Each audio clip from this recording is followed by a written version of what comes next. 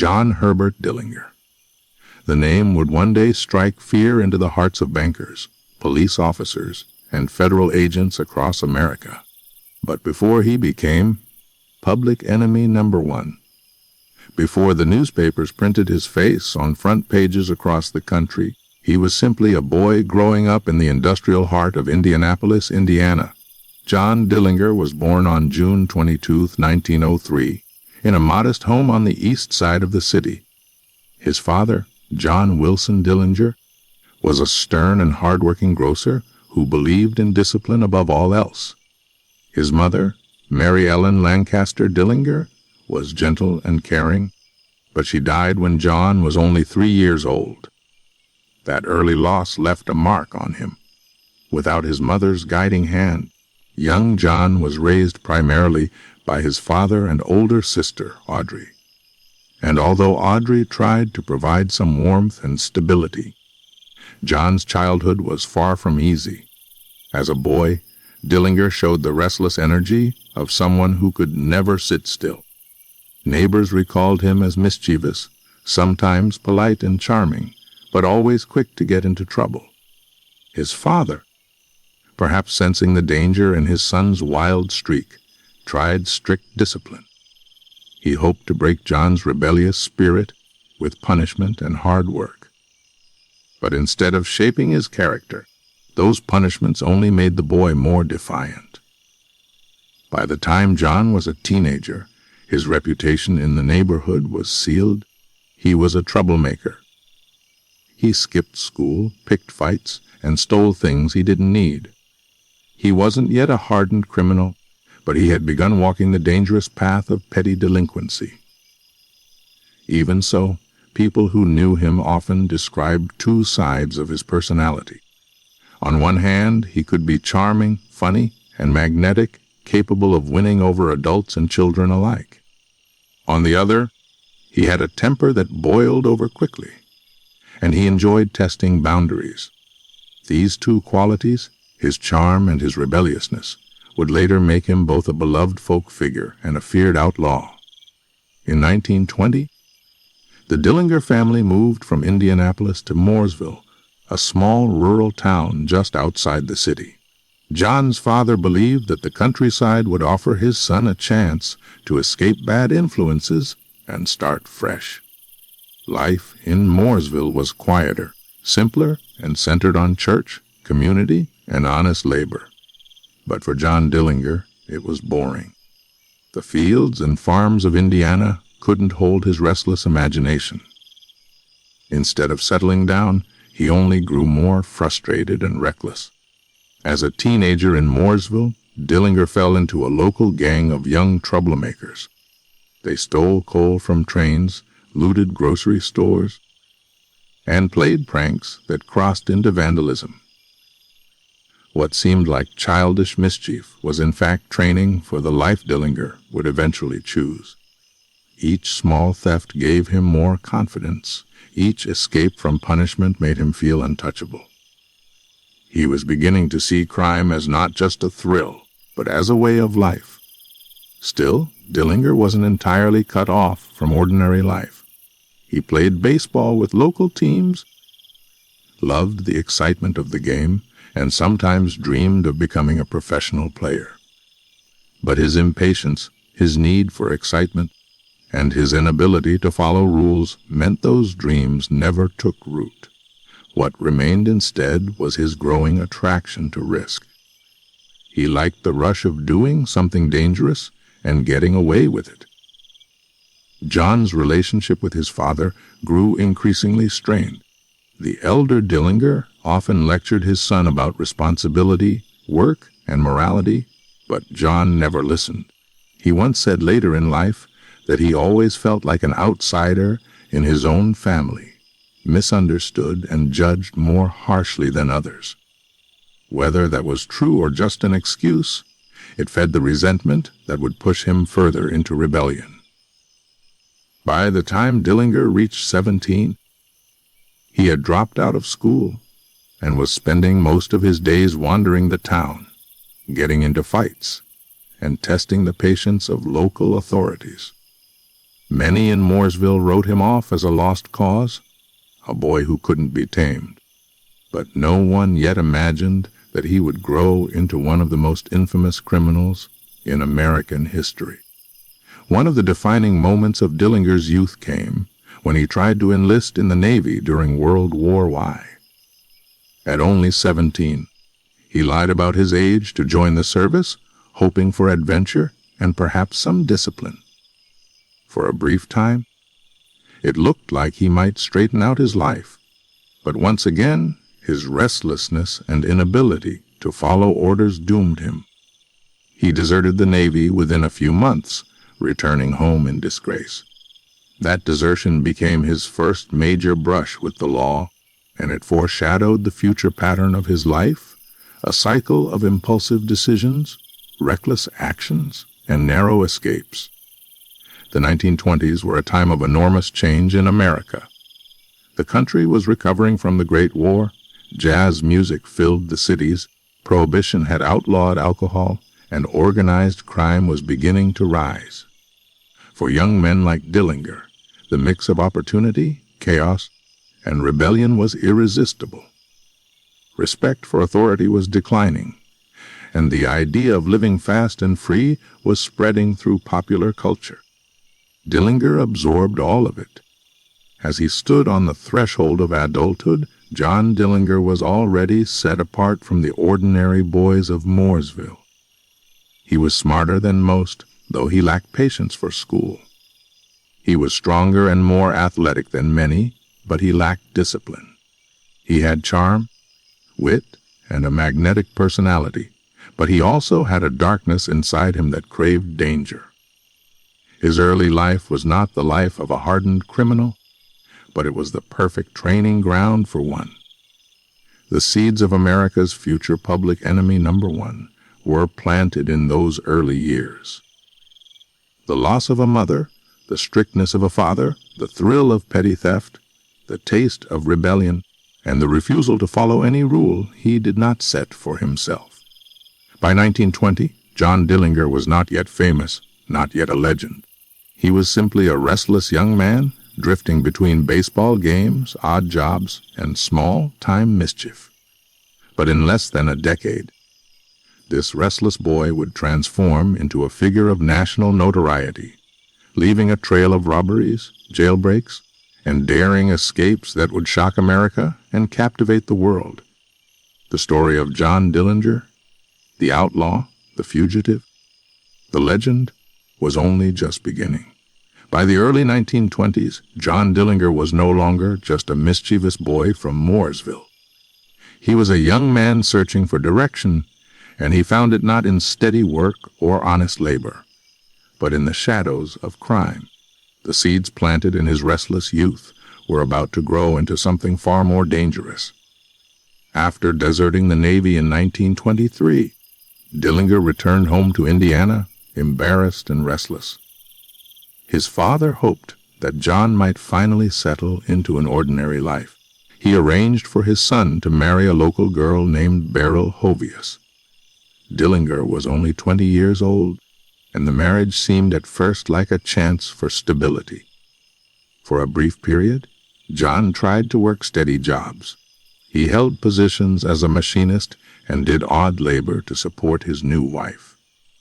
But the routine of factory life bored him, and the modest pay never satisfied his growing appetite for excitement. It didn't take long before Dillinger's impatience and impulsive nature drew him back into trouble. In 1924, desperate for quick money, he partnered with an older ex-convict named Ed Singleton. Together, they planned a robbery in Mooresville. Their target was a local grocer, a man John knew personally. The plan was simple. Dillinger would attack and rob him while Singleton waited nearby to help with the escape.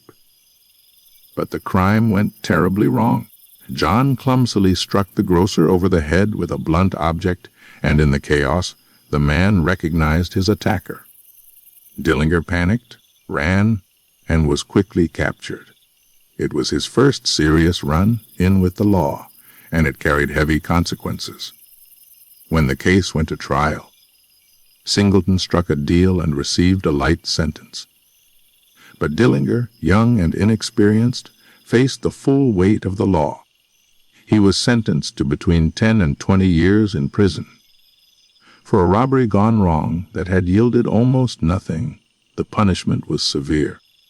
At only 21 years old, John Dillinger was shipped off to the Indiana State Prison in Michigan City. That prison cell would change him forever. At first, Dillinger struggled to adapt to the harsh environment of prison life. The long hours, the strict routines, and the constant presence of hardened criminals wore on him. He missed his wife, his freedom, and the life he had thrown away. Beryl eventually divorced him, unwilling to wait out such a long sentence. The heartbreak only hardened Dillinger's anger and resentment. But prison did more than punish him. It educated him. Behind those cold walls, Dillinger met some of the most notorious criminals of his time. His cell block was filled with experienced bank robbers, safecrackers, and gangsters who had perfected their craft. Instead of being rehabilitated, John Dillinger became their eager student.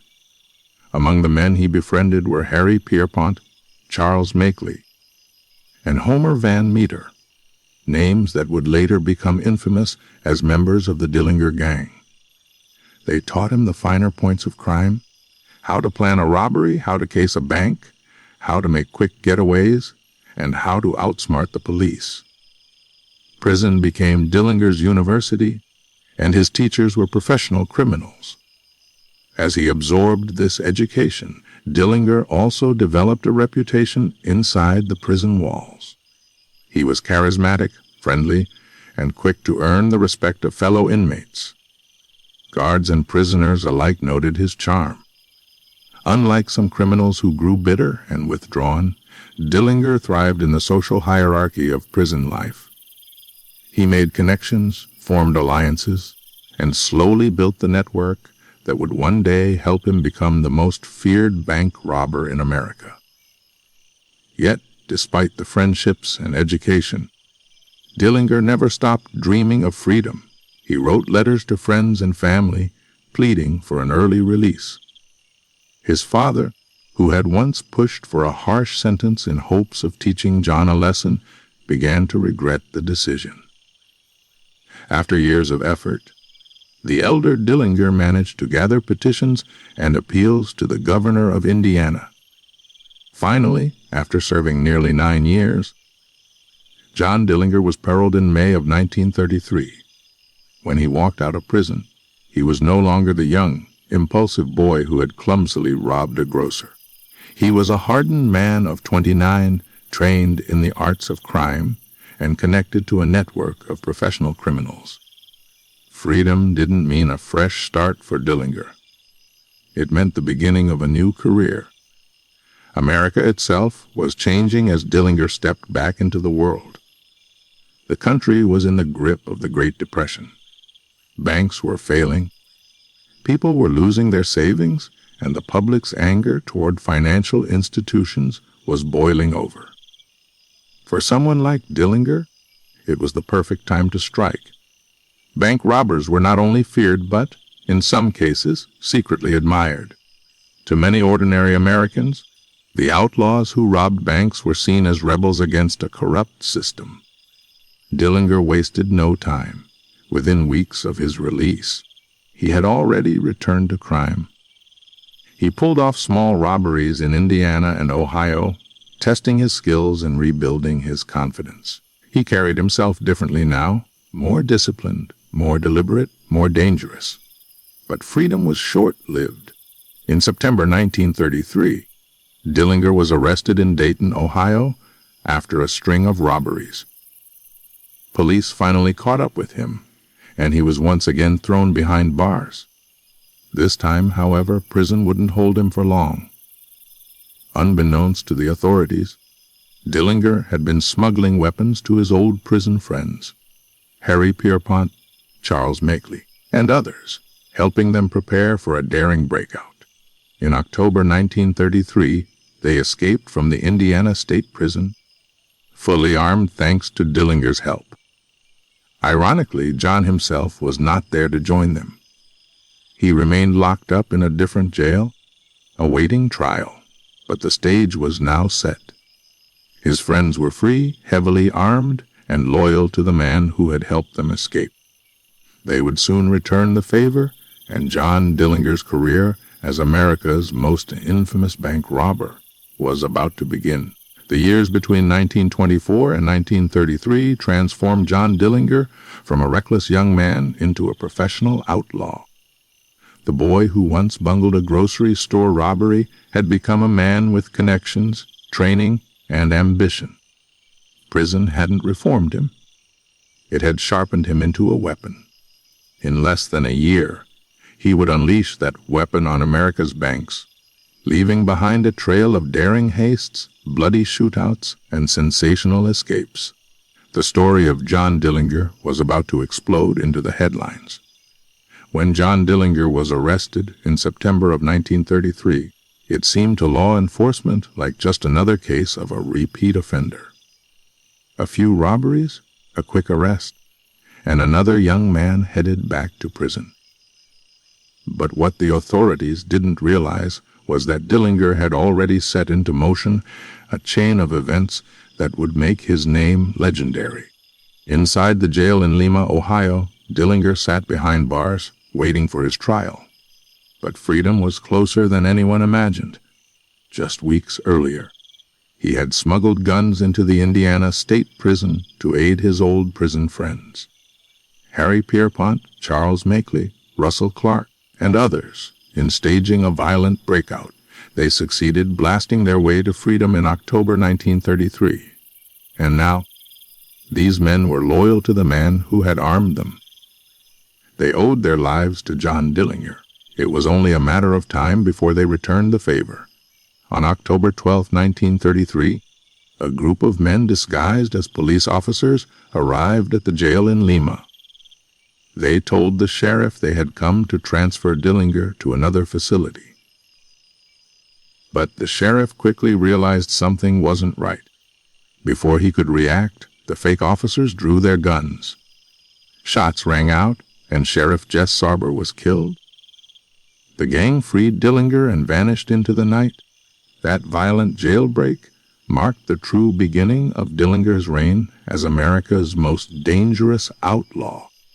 He was no longer a small-time thief or an ex-con on parole.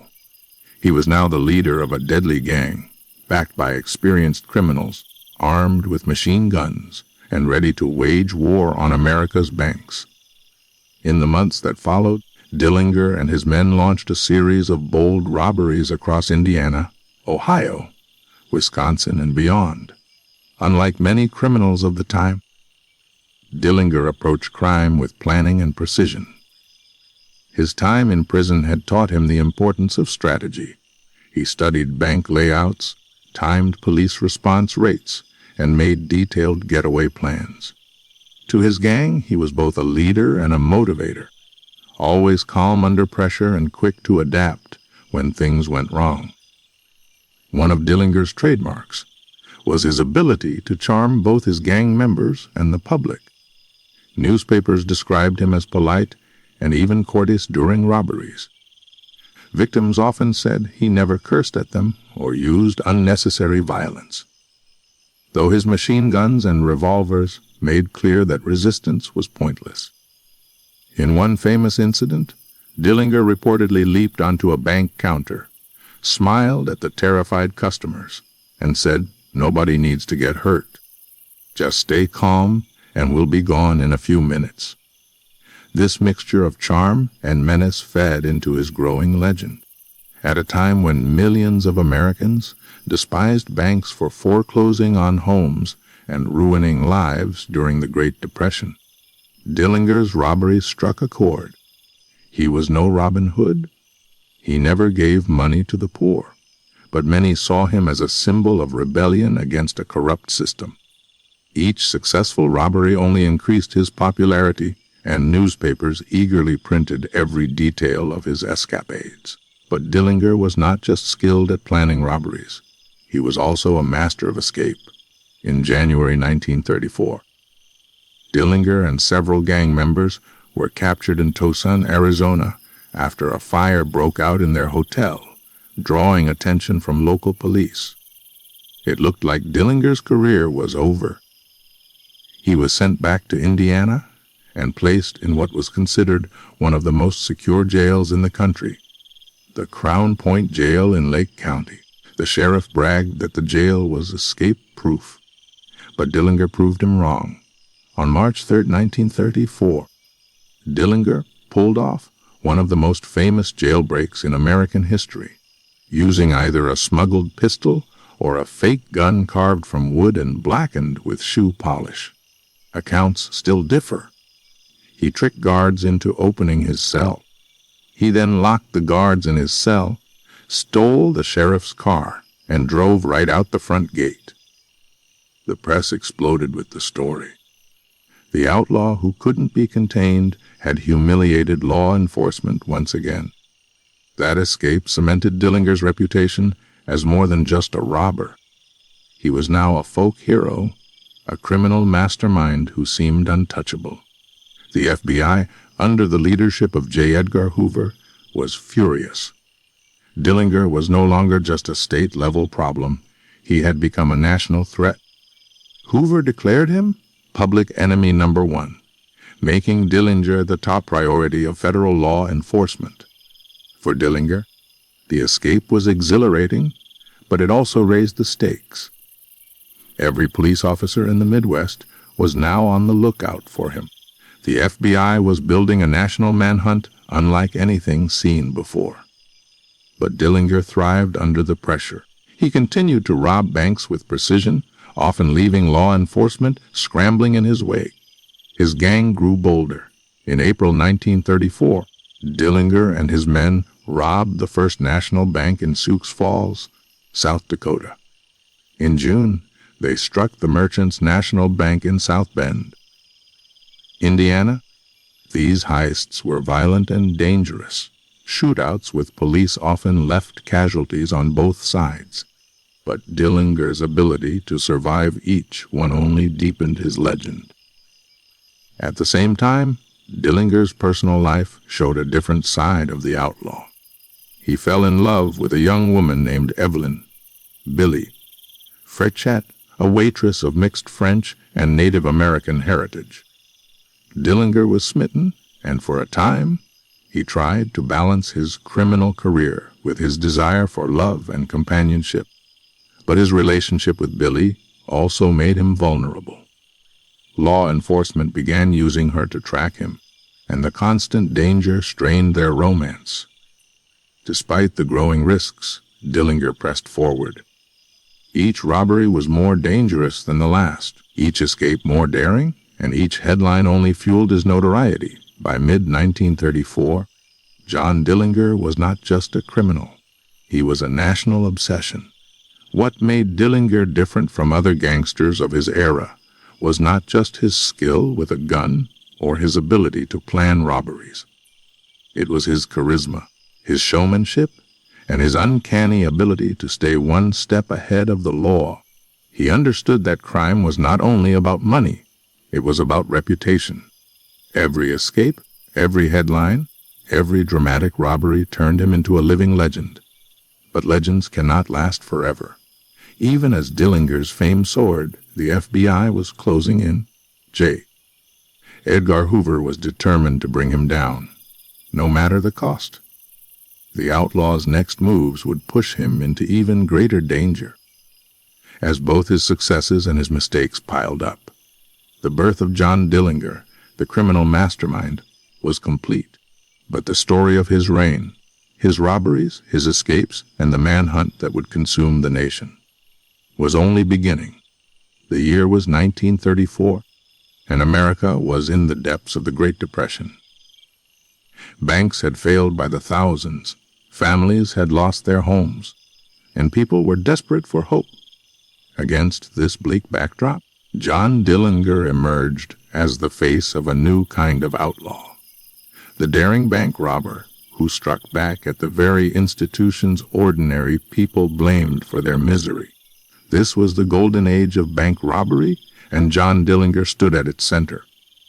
After his audacious escape from Crown Point Jail in March 1934, Dillinger became a national obsession. His photograph was splashed across newspapers in every state. To the FBI and local law enforcement, he was a ruthless criminal whose crimes left bodies on the ground. But to much of the public, he was a folk hero, a rebel striking at a system that seemed cold and merciless. The robberies that followed cemented his legend. Dillinger and his gang operated with precision, planning each job carefully and carrying them out with military-style discipline. Unlike smaller, time criminals who stumbled through their crimes, Dillinger treated each bank as a battlefield. He studied the layouts, identified the guards, and knew the timing of police patrols. When he struck, it was swift, violent, and unforgettable. One of his most famous heists took place on March 6, 1934, just days after his escape from Crown Point. Dillinger and his gang robbed the Security National Bank in Sioux Falls, South Dakota. As machine guns roared and terrified customers hit the floor, Dillinger kept his cool, commanding the scene with authority. Eyewitnesses later recalled how he moved with confidence, as if the entire robbery had been rehearsed down to the last detail. A month later, on April 12, they struck again, this time the First National Bank of Mason City, Iowa. Dillinger's men stormed the bank in broad daylight, seizing thousands of dollars and holding off police in a dramatic gunfight.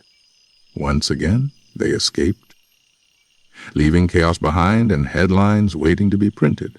Each robbery fed the growing legend. Newspapers dubbed him the Jackrabbit for his quick getaways and athletic leaps over counters. Stories circulated of Dillinger joking with customers during robberies, tipping his hat to ladies, and reassuring frightened civilians that they would not be harmed if they cooperated. Though not every detail was true. These accounts painted him as a modern Robin Hood, charming, fearless, and unstoppable. But the reality was darker. Behind the charm lay violence and death.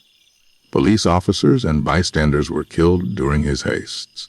In South Bend, Indiana, a bank robbery turned into a bloody shootout that left one police officer dead and others wounded. The gang's heavy use of Thompson submachine guns meant their robberies were more like military assaults than simple thefts. Dillinger's charm might have captured the public's imagination, but his guns left no doubt. He was a dangerous criminal. Still, in an era when people distrusted banks and felt betrayed by the government, many chose to overlook the bloodshed. To them, Dillinger was a symbol of defiance. He robbed banks, not individuals. He embarrassed the police, who always seemed one step behind. And most of all, he lived fast and free in a time when so many felt trapped by poverty. Dillinger's gang was not the only one making headlines. Across America, names like Bonnie and Clyde, Pretty Boy, Floyd, and Babyface Nelson filled newspapers. But Dillinger stood apart. Where Bonnie and Clyde were seen as reckless and desperate, Dillinger was portrayed as disciplined and cunning. Where others hid in the shadows, Dillinger confronted banks head-on, often in crowded cities, in full daylight. The FBI under J. Edgar Hoover saw him as the ultimate test of its new power. Hoover had built the Bureau into a modern crime-fighting force, but Dillinger's ability to slip away again and again humiliated the agency. The pursuit of Dillinger became not just a manhunt, but a battle for the FBI's reputation.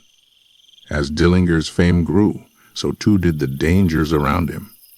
His gang was constantly on the move, staying in safe houses, using stolen cars, and living under assumed names. They partied, drank, and lived lavishly with stolen money, but always with one eye on the door, ready to flee at a moment's notice. The constant pressure wore on them, and tension sometimes boiled over. Despite the risks, Dillinger remained calm and confident. He loved the thrill of the chase, the adrenaline of each robbery, and the notoriety that came with it. To him, crime was not just a way to make money. It was a way to live fully, without boundaries. Yet, even in this golden age of his criminal career, cracks were beginning to show. The FBI was learning from its mistakes. Local police were coordinating more closely with federal agents. Informants began to leak information, and Dillinger himself, though skilled, could not remain untouchable forever. Still, for a brief and electrifying period, John Dillinger seemed unstoppable. His name was spoken in fear by bankers, cursed by lawmen, and whispered with admiration by ordinary Americans struggling through the Depression. The golden age of bank robbery was not just about stolen money. It was about spectacle, myth, and the idea that one man could outwit the system. And no one embodied that better than John Dillinger. But even legends have limits. As Dillinger's robberies grew bolder and bloodier, the net around him tightened. The FBI was closing in, and the golden age that had made him a folk hero was about to give way to a deadly manhunt. The world would soon discover that even America's public enemy number one could not outrun fate forever. By the spring of 1934, John Dillinger was no longer just a criminal. He was a national obsession. His name filled newspaper headlines. His face was plastered on wanted posters, and his every move seemed to outwit the law. But what truly cemented his legend was not just his robberies, it was his uncanny ability to escape. Time and again, Dillinger slipped from the grasp of law enforcement, humiliating sheriffs, state police, and even the newly empowered FBI. The most famous of these escapes came after his arrest in Tucson, Arizona, in January 1934. Dillinger had been captured after a fire broke out in the Congress Hotel, drawing the attention of local police, who quickly recognized him.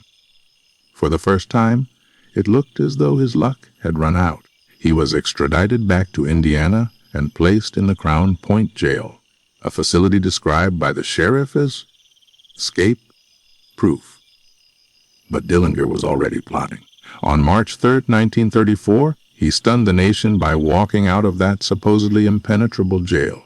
The story, which has become one of the most debated legends of his career, claimed that Dillinger carved a pistol out of wood, blackened it with shoe polish, and used it to bluff guards into releasing him. Whether the gun was wooden, smuggled in, or fabricated with the help of accomplices, the effect was the same. Dillinger locked the guards in his cell, stole the sheriff's car, and drove straight out the front gate. The press went wild. Public enemy number one escapes escape-proof jail, the headlines declared. It was a public relations disaster for law enforcement and a triumph for Dillinger's growing legend. Ordinary Americans marveled at the sheer audacity of the act. The man who had robbed banks was now robbing the law of its pride. But the escape carried serious consequences. By stealing the sheriff's car and crossing state lines, Dillinger had committed a federal crime, placing him directly under the jurisdiction of the FBI.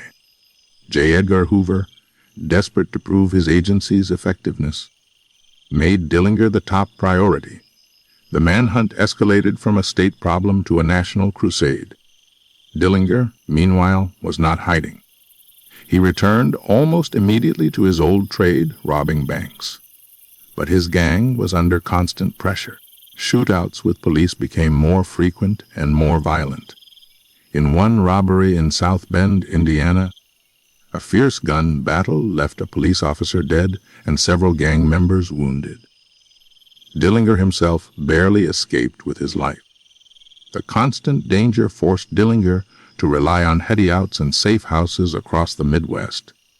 Chicago became one of his favorite cities, where he could blend into the bustling crowds and find protection among organized crime figures. But even there, he never truly rested. Each day was a balancing act between planning the next job and evading the ever-tightening net of federal agents. One of the most daring escapes came in April 1934 at the Little Bohemia Lodge in northern Wisconsin. Dillinger and his gang had gathered at the remote resort to rest and regroup. But the FBI, tipped off by an informant, surrounded the lodge in a nighttime raid. What followed was chaos. Agents opened fire prematurely, killing a civilian and alerting the gang. Dillinger and his men slipped out the back and vanished into the woods. A massive manhunt followed, but once again Dillinger evaded capture. The FBI, embarrassed and criticized for its bungled raid, was more determined than ever to bring him down. By now, Dillinger's escapes had taken on a mythic quality. He seemed untouchable, a man who could walk through locked doors and vanish into thin air. Each narrow escape made him more famous, but also more hunted. Hoover increased the number of agents assigned to him, tightened surveillance, and pressured local police departments to coordinate. The noose was tightening, even if Dillinger couldn't yet feel it. Despite the danger, Dillinger continued to live boldly. He underwent plastic surgery in an attempt to alter his appearance, though the results were mixed. He shaved his mustache, dyed his hair, and even had his fingerprints burned with acid to evade identification. Yet no matter what he did, his sharp blue eyes and confident swagger made him instantly recognizable. Meanwhile, the stress of constant running began to fracture his gang. Some members were killed in shootouts, others were captured, and trust began to erode. Dillinger, once the charismatic leader of a disciplined crew, now found himself surrounded by fewer allies and more traitors. The FBI capitalized on this weakness. They cultivated informants, bribed acquaintances, and tracked his movements with relentless persistence. Each escape Dillinger pulled off was celebrated in the press, but behind the scenes his options were narrowing. Safe houses were fewer, friends were disappearing, and the law was learning from every mistake. Yet even with the walls closing in, Dillinger never abandoned his defiance. When asked by a reporter how long he thought he could keep running, he smirked and said, "As long as I want to." It was bravado, pure and simple, but bravado was the fuel of his legend. Escapes and manhunts defined Dillinger's career as much as his robberies. To the public, each escape was a spectacle, a thrilling story of one man outsmarting the entire system. To law enforcement, each one was a humiliation, a reminder that America's most wanted man was still free. But deep down, even Dillinger must have known that luck does not last forever. The more escapes he pulled off, the more determined his enemies became. And in the summer of 1934, the chase that had thrilled America would finally reach its bloody conclusion. For now, however, John Dillinger remained free, a ghost in the Midwest, a master of escape, and the living embodiment of America's golden age of outlaws. By the summer of 1934, John Dillinger was a man with no home, no safety, and no rest. He had robbed banks, defied police, and humiliated the FBI, but each victory came at a cost. Every escape left him more isolated. Every heist left him more hunted. The life of America's most famous outlaw was not one of glamour, but of constant flight, sleepless nights, and the haunting knowledge that death could be waiting around any corner. Dillinger's days on the run were spent in a blur of safe houses, back roads, and borrowed identities. He moved constantly, never staying in one place too long, knowing that the FBI and local police were closing in. Cities like Chicago offered him the best cover. In the noise and bustle of the city, he could blend into the crowd, find sympathetic gangsters, and disappear into the underworld. But even there, paranoia followed him. One of the few comforts Dillinger allowed himself was companionship. In late 1933, he had fallen for Evelyn Billy Frechet, a 26-year-old waitress of French and Native American heritage. Billy was swept up in Dillinger's charm, his daring lifestyle, and the promise of excitement far from the poverty of ordinary life. For Dillinger, she was more than a lover. She was a refuge, a person who offered warmth in a life filled with fear. But love, for a man like Dillinger, was dangerous. By the spring of 1934, the FBI had identified Billy and placed her under surveillance. In April, during the fallout from the disastrous Little Bohemia raid, she was arrested and later sentenced to 2 years in prison for harboring Dillinger. Her capture devastated him. He wrote letters to her, longing for her presence, but there was nothing he could do. For the first time, Dillinger's charm and daring had failed to protect someone he loved. With Billy gone, Dillinger grew more reckless in his personal life. He sought new romances, including a relationship with Polly Hamilton, a waitress from Chicago. Polly was introduced to him by Anna Sage, a brothel madam who would later become infamous as the Lady in Red. But in these final months, Dillinger's relationships were less about love and more about survival. He needed places to hide, people to trust, and women who could shield him from suspicion. Meanwhile, his appearance became a liability. By mid-1934, Dillinger was one of the most recognizable men in America. His photograph was everywhere, on posters, in newspapers, and even in movie newsreels. To counter this, he underwent plastic surgery arranged by underworld connections. Doctors tried to alter his face, softening his sharp features and attempting to obscure his identity. The surgery was crude and painful. They cut, stitched, and burned away at his skin, leaving scars that never fully healed. Dillinger even attempted to erase his fingerprints by burning them with acid. But despite the agony, the results were minimal. His blue eyes, his build, and his unmistakable presence gave him away wherever he went. Living under constant pressure took a toll on Dillinger's mind. He had once thrived on risk, but now the paranoia was overwhelming. He distrusted strangers, scanned every street for agents, and slept with one eye open. The outlaw who had once been a symbol of freedom was now a prisoner of his own legend. Yet, even in this desperate state, Dillinger couldn't resist the temptation of danger. He continued to frequent movies, restaurants, and nightclubs, sometimes brazenly appearing in public as though daring the FBI to catch him. In one notorious incident, he attended a Chicago Cubs baseball game, sitting among thousands of fans while federal agents searched the city for him. His ability to slip unnoticed into public places was both astonishing and reckless, a reflection of his confidence, but also of his growing desperation. Dillinger's network of allies was shrinking. Many of his old gang members were dead or captured. Babyface Nelson had broken away, leaving behind a trail of violence that only intensified law enforcement's determination. Harry Pierpont and Charles Makeley, Dillinger's mentors from prison, were executed after their own arrests. The empire Dillinger had built was crumbling piece by piece, leaving him increasingly isolated.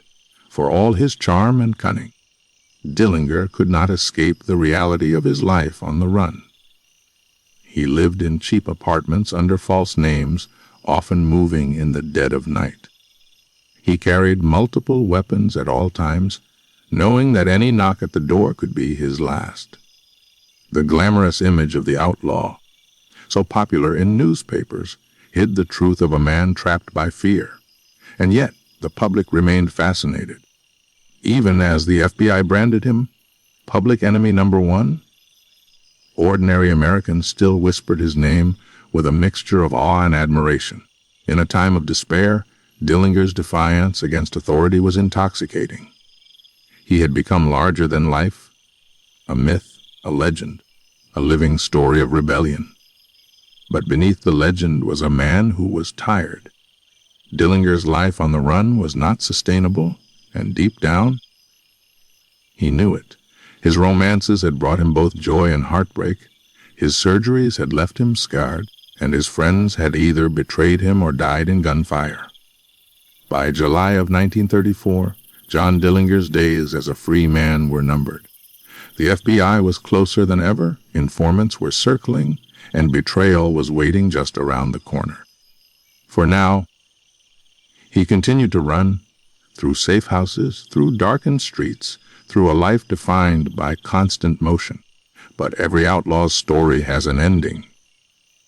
And for Dillinger, that ending would come not in the shadows, but under the bright lights of a theater marquee, with the eyes of the nation watching. By the mid-1930s, America was changing. The Great Depression had scarred the nation, crime was rampant, and outlaws like John Dillinger seemed to humiliate law enforcement at every turn.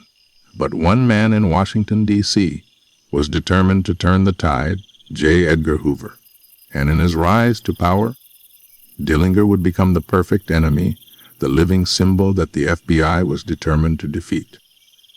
At the time, the Federal Bureau of Investigation was still a young agency. It lacked the authority, the respect, and even the training to effectively combat organized crime. Local sheriffs and police departments still handled most law enforcement, but criminals like Dillinger didn't respect state lines.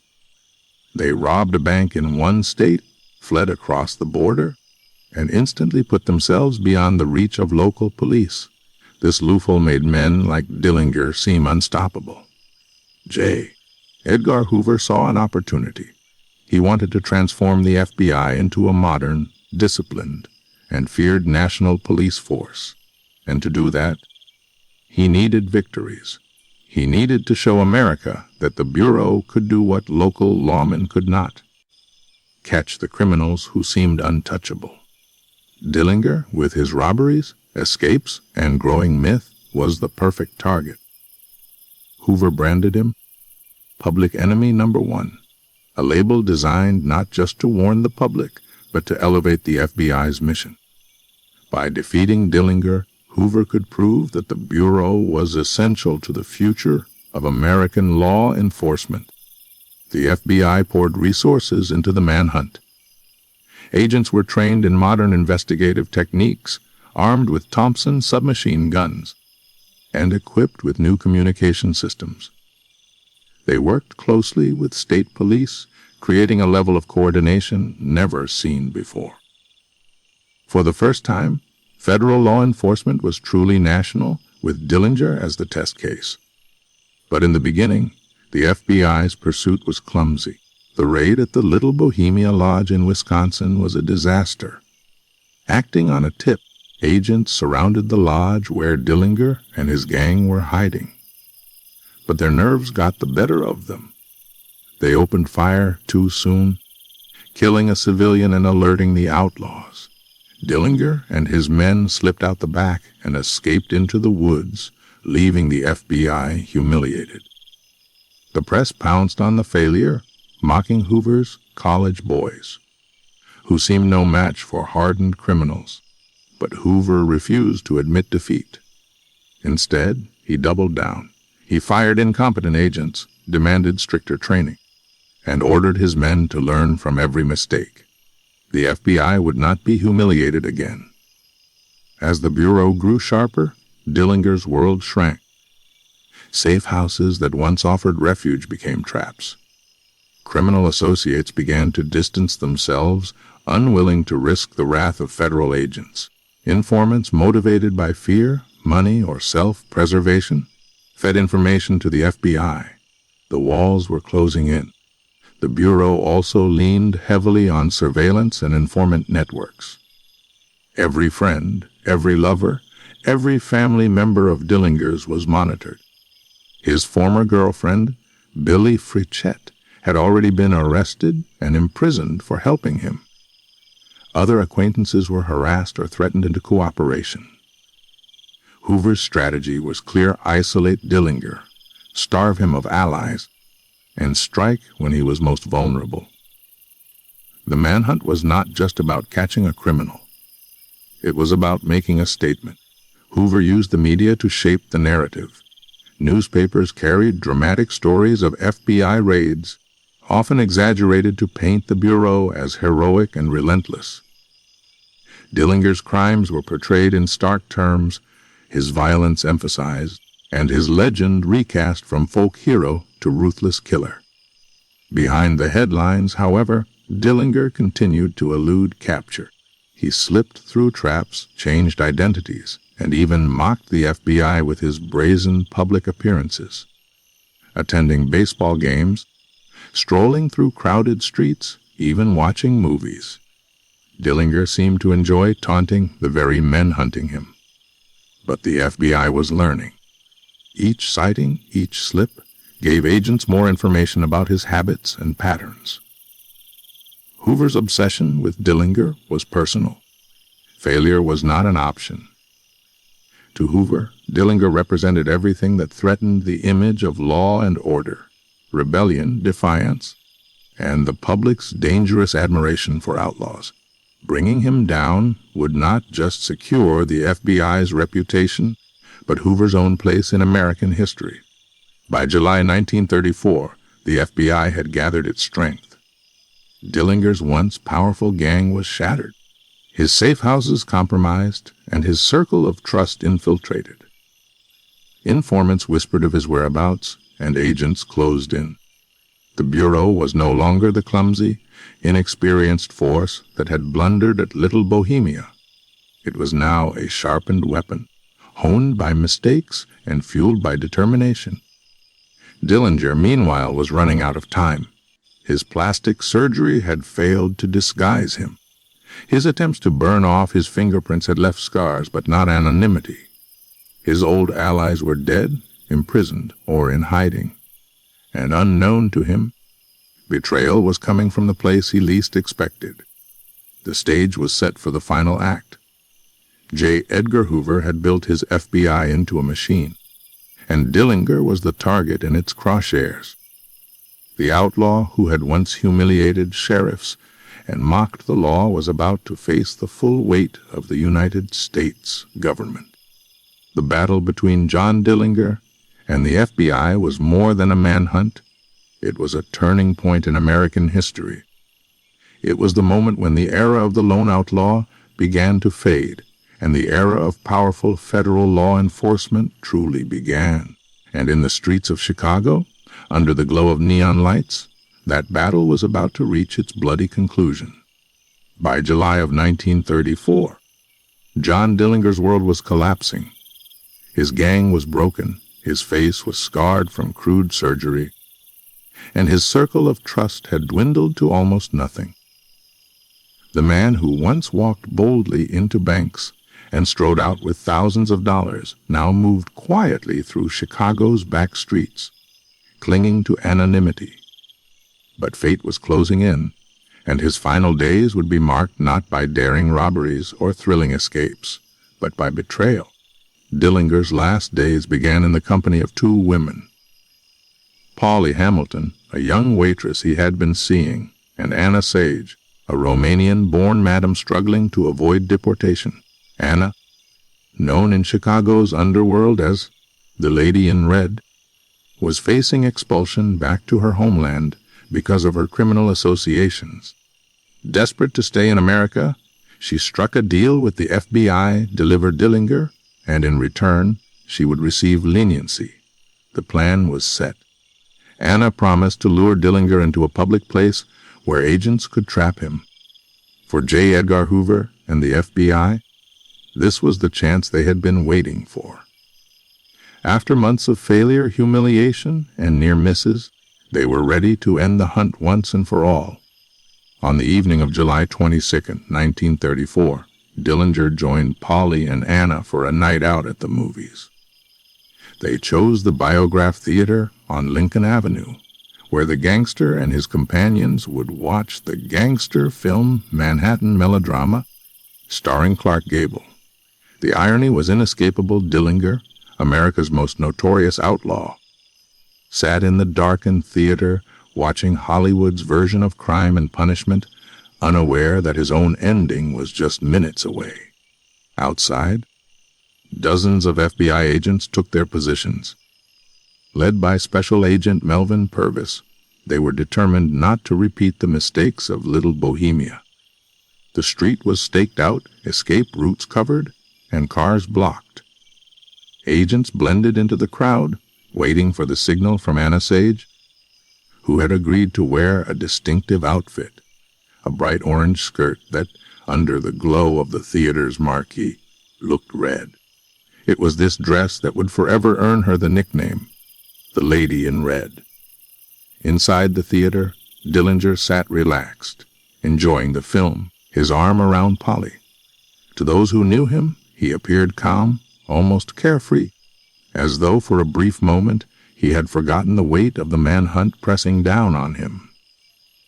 Perhaps he believed his disguise still fooled the FBI. Perhaps he thought he could keep running forever. Or perhaps deep down he knew the end was near. At around 10:30 p.m., the film ended, and the audience began to spill into the warm summer night. Dillinger, flanked by Polly and Anna, walked out the theater doors and onto the crowded sidewalk. For a moment, he blended in with the throng of movie-goers, just another man enjoying an evening in Chicago. But the FBI was ready. As Dillinger stepped forward, Anna subtly pointed him out to the waiting agents. Purvis, stationed nearby, lit a cigar, the signal to move in. The agents closed around Dillinger, their weapons drawn. Realizing the trap, Dillinger bolted down a side alley, reaching for his gun. But before he could fire, a hail of bullets tore through the night. 3 shots struck him. One bullet pierced the back of his neck and exited through his face, severing his spinal cord and killing him instantly. Dillinger collapsed onto the pavement, his eyes wide open, his last breath slipping away as a crowd of stunned onlookers gathered. The most wanted man in America was dead. The scene outside the Biograph quickly turned into chaos. Hundreds of people rushed to the site, pushing past police barriers to glimpse the fallen outlaw. Some dipped handkerchiefs in his blood as macabre souvenirs. Others wept, while many cheered. The newspaper soon carried dramatic photos of his lifeless body, sprawled on the sidewalk, his once daring smile silenced forever. For the FBI, it was a triumph. After months of pursuit, after countless failures, they had finally brought down public enemy number 1, J. Edgar Hoover used the victory to cement the Bureau's reputation as America's premier law enforcement agency. Dillinger's death became a turning point, marking the end of the so-called public enemy era and the rise of a new age of federal power. But for Dillinger's admirers, his death was bittersweet. To many struggling Americans, he had embodied defiance against banks' authority and the system that had failed them during the Depression. His life had been reckless, violent, and filled with crime, but it had also carried a strange kind of freedom, an outlaw spirit that some saw as heroic. His bloody end outside the Biograph Theater did not kill that legend. If anything, it ensured his immortality. Anna Sage, the Lady in Red, received only part of the deal she was promised. Though she had delivered Dillinger to the FBI, she was still deported to Romania the following year. History would forever remember her as the woman who betrayed America's most famous outlaw. Polly Hamilton, young and naïve, faded back into obscurity after the shooting, and Dillinger's name would forever be tied to betrayal bullets and the flashing lights of a Chicago theater marquee. In the end, Dillinger's last days revealed the truth behind the legend. He was not untouchable. He was not immortal. He was a man flawed, desperate, and betrayed by those closest to him. Yet his story would live on, retold in newspapers, books, films, and songs. For the people who lined up to see his body in the morgue, and for the generations that came after, Dillinger remained more than just a criminal. He was a symbol of rebellion, a reminder of an era when one man could challenge the system, and for a while seemed to win. When John Dillinger fell outside the Biograph Theater on July 22, 1934, his life ended in a spray of bullets, but his legend was just beginning. For weeks, his death dominated newspaper headlines. Photos of his lifeless body, stretched on the Chicago pavement, were published nationwide. Crowds filed past the morgue to glimpse his corpse, some fainting at the sight, others marveling that the man who had once defied the law now lay still and broken. But the fascination didn't stop there. Instead, it grew. Dillinger's story quickly became larger than the man himself. To law enforcement, his death was proof of the FBI's power, a final victory that ended the so-called public enemy era. J. Edgar Hoover capitalized on the moment, presenting his bureau as the only force capable of stopping men like Dillinger, Bonnie and Clyde, or Babyface Nelson. Dillinger's bloody end became a cornerstone of the FBI's public image, a symbol that no outlaw could escape federal justice. But to the public, the story was far more complicated. For many ordinary Americans, Dillinger's life represented something they longed for during the Great Depression: freedom. Banks had foreclosed on farms, repossessed homes, and destroyed livelihoods. While Dillinger robbed those same banks, people cheered. He was seen not just as a thief, but as a kind of dark folk hero who struck at the very institutions they despised. Even though Dillinger never shared his loot with the poor, the mere act of robbing banks gave him a Robin Hood-like aura. His charisma added to the myth. Unlike many outlaws, Dillinger was known for his charm, his easy smile, and his ability to win over both women and fellow criminals. He wasn't seen as a cold-blooded killer, though police officers died in his heists. He was remembered as a daring outlaw who laughed in the face of danger. His legendary escapes, especially the wooden gun trick at Crown Point Jail, became tales retold in bars, newspapers, and eventually movies. And then there were the conspiracy theories. Some refused to believe that Dillinger had truly died outside the Biograph Theater. They pointed to discrepancies in autopsy reports, different eye colors, mismatched scars, dental inconsistencies. Was it possible, they asked, that someone else had been killed and Dillinger had slipped away once more? These doubts fueled endless speculation, turning his death into another piece of folklore. Even decades later, people whispered that Dillinger had faked his death and lived out his days in hiding. Hollywood wasted no time seizing on the legend. Films, radio dramas, and pulp magazines turned Dillinger into an icon of the gangster era. Actors portrayed him as both ruthless criminal and tragic anti-hero, cementing his place in America's cultural imagination. His story was retold and reshaped to fit the times, sometimes as a cautionary tale of crime, sometimes as a romantic saga of rebellion. In music, theater, and even folk ballads, Dillinger's name carried weight. He joined the ranks of Jesse James and Billy the Kid, figures who had broken the law but captured the public's imagination. America has always had a fascination with outlaws, men who stand outside the system, daring to live by their own rules. Dillinger, with his mix of charm, violence, and defiance, fit perfectly into that tradition. The FBI, however, worked just as hard to control the narrative. Hoover wanted Dillinger remembered not as a folk hero, but as a dangerous criminal who had finally received justice.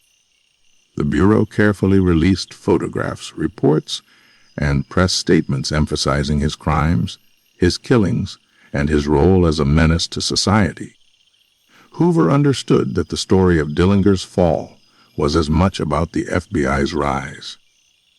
The legend of Dillinger became the legend of the FBI, two sides of the same coin. But time has a way of softening even the hardest truths. As decades passed, Dillinger's crimes faded, and his image as a charming rogue endured.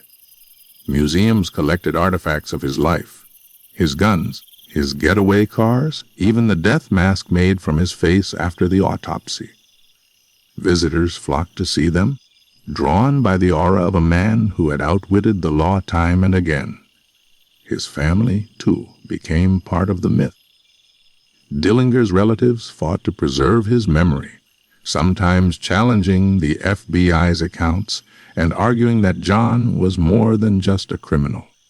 For them, he was a brother, a son, a man shaped by hardship and poor choices rather than pure malice. Their voices added nuance to a story often painted in black and white.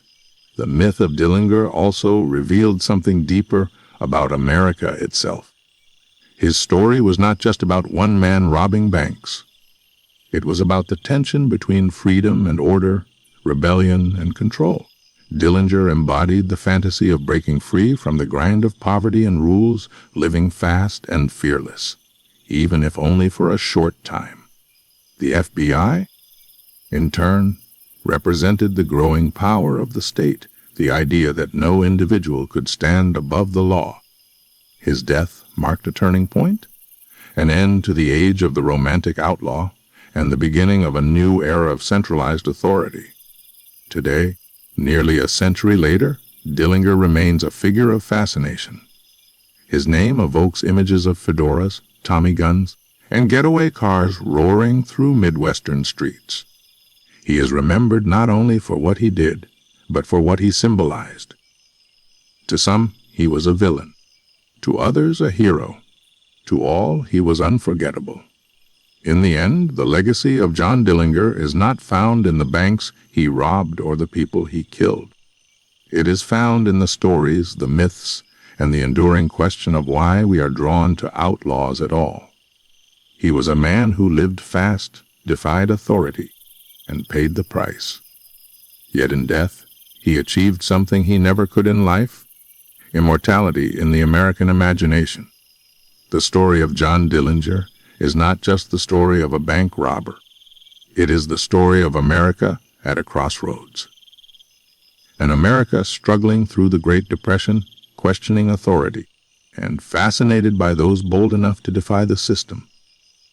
Dillinger's life, brief though it was, became a mirror reflecting the hopes, fears, and contradictions of his time. Born in 1903, he came from humble beginnings, a restless boy who grew into a restless man. His early run-ins with the law, his years in prison, and his eventual transformation into a master bank robber were not just the results of bad luck or poor choices. They were also shaped by the world around him. A nation in crisis, where banks failed, farms collapsed, and trust in institutions evaporated. Dillinger's crimes, though violent and selfish, struck a chord with people who had lost faith in authority. His robberies were swift, bold, and theatrical. He stormed into banks with precision, outwitted guards, and vanished before the police could respond. Each job added to his reputation as a man who could bend the rules of society. And yet, he was not invincible. Every heist, every escape, brought him closer to the inevitable reckoning. Dillinger's escapes became the stuff of legend. The wooden gun at Crown Point Jail, the daring getaways from police traps, the near misses with federal agents. Each one added to the mythology of a man too clever for the law. But behind the stories of cunning and charm was the reality of violence. Police officers died, civilians were caught in the crossfire, and the fear he inspired was just as real as the admiration. When the FBI finally brought him down outside the Biograph Theater, the nation paused to watch. His death was not just the end of a man. It was the end of an era, the age of the romantic outlaw, The lone bandit who could outsmart the system was closing. In its place rose the power of the modern state, embodied by J. Edgar Hoover's FBI. Dillinger's blood on the Chicago pavement was also the foundation on which the Bureau built its authority. Yet Dillinger's legacy refuses to fade. Nearly a century later, his name still evokes fascination. His life has been retold in books, films, songs, and documentaries. His death mask is displayed in museums, his guns are collectors' treasures, and his story continues to inspire debates. Was he a ruthless criminal, or a symbol of rebellion against a broken system? The truth lies somewhere in between. Dillinger was neither a Robin Hood nor a cold-blooded monster. He was a man of contradictions. Violent and charming, reckless and calculating, ordinary in his roots, but extraordinary in his defiance. He represented both the darkness of crime and the allure of freedom. What makes his story endure is not just the facts of his life, but what those facts represent. In Dillinger, Americans saw the dream of escape, the idea that one man, armed with courage and audacity, could rise above hardship even if only briefly. His downfall, meanwhile, reminded the nation that rebellion has a price and that no one can outrun justice forever. In the grand sweep of American history, Dillinger stands alongside other legendary outlaws: Jesse James, Billy the Kid, Bonnie and Clyde. Each of them captured the imagination of their era. Each of them challenged authority, and each of them died young, leaving behind legends that grew larger than life. But among them, Dillinger holds a unique place. He was the bridge between the old West outlaw and the modern gangster, between the small-town bandit and the national symbol of defiance. His story also shaped the future of law enforcement. Without Dillinger, the FBI might never have gained the power and reputation it did. His daring forced the Bureau to professionalize, to innovate, and to prove itself to the American people. In this sense, Dillinger's greatest legacy may not be in the crimes he committed, but in the institution that rose in response to him. And yet, even with the weight of history pressing down, the legend of Dillinger remains alive because it taps into something timeless. People are drawn to stories of those who live outside the rules, who challenge authority, who burn brightly and fade quickly. Dillinger's story is not just about banks and bullets.